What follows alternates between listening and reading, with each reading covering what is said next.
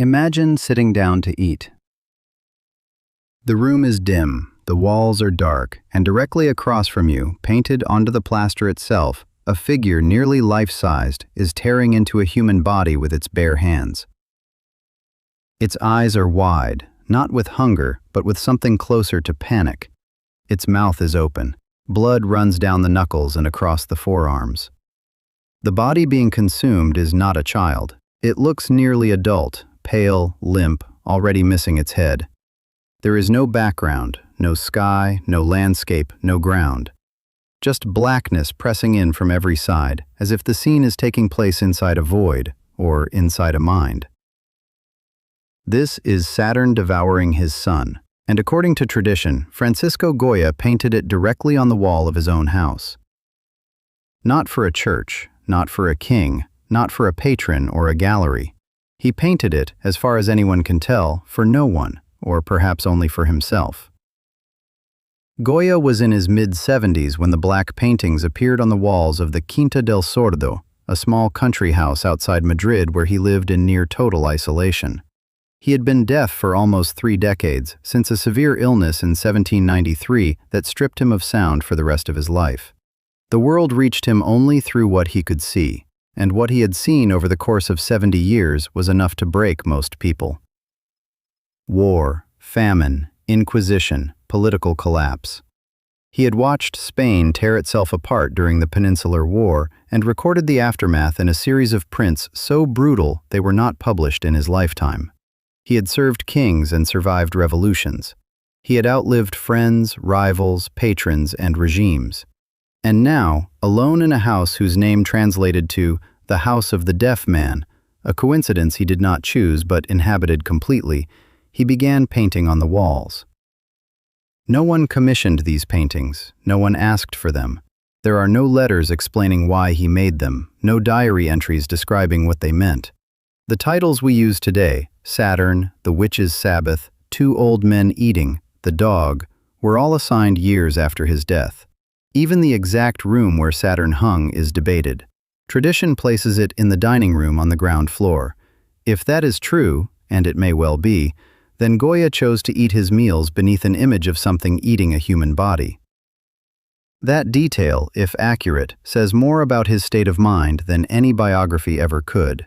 The myth behind the image is ancient. Saturn, the Roman name for the Greek titan Kronos, was warned by prophecy that one of his own children would overthrow him, so he consumed them, one by one. Each time his wife gave birth, he seized the infant and swallowed it whole.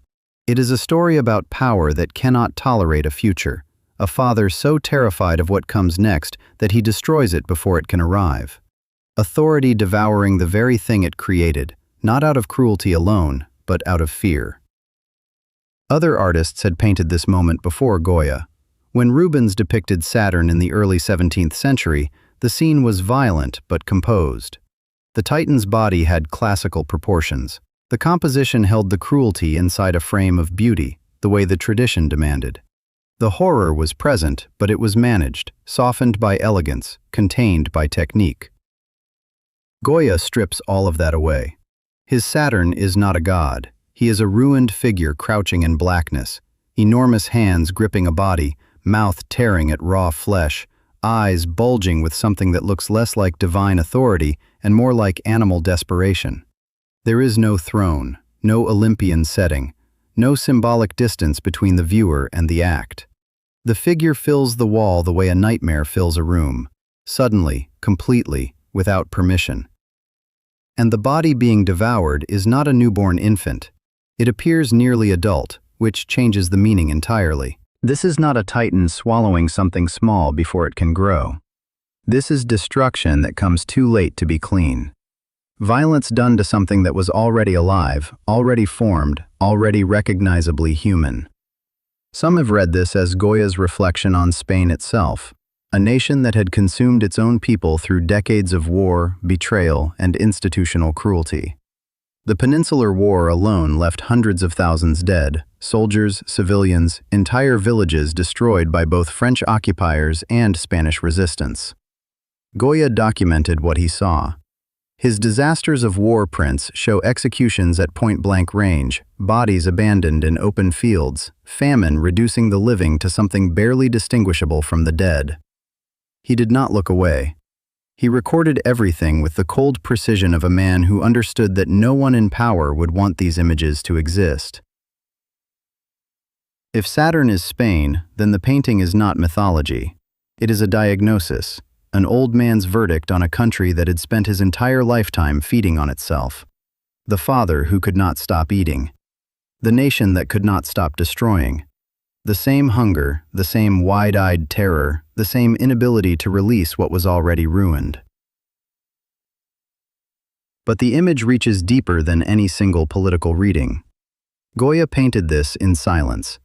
Not metaphorical silence, literal silence. He could not hear the brush against the plaster. He could not hear his own breathing in the room.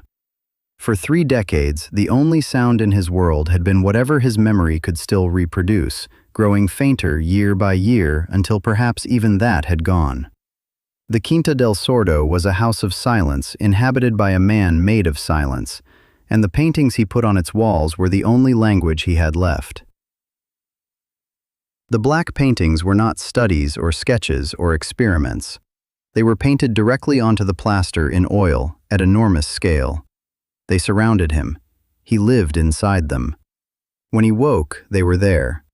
When daylight left the room and shadows moved across the walls, the figures did not vanish, they deepened. They became part of the architecture of his solitude. There is a difference between making art for the world and making art you cannot escape. The black paintings are not performances. They do not explain themselves. They do not reach toward an audience or ask to be admired. They exist the way nightmares exist, private, recurring, and impossible to fully interpret from outside the mind that created them. Saturn's wide eyes may be the most unsettling detail in the painting. He does not look powerful. He does not look triumphant or divine. He looks terrified, as if the act of devouring is not a choice but a compulsion he cannot stop. As if the body in his hands does not satisfy the hunger but makes it worse. This is not the face of a conqueror. This is the face of something being destroyed by its own appetite. And perhaps that is the reading that cuts closest to whatever Goya carried inside that silent house. Not a political allegory, not a mythological illustration, but a portrait of what happens when the mind, left alone long enough, begins to feed on itself.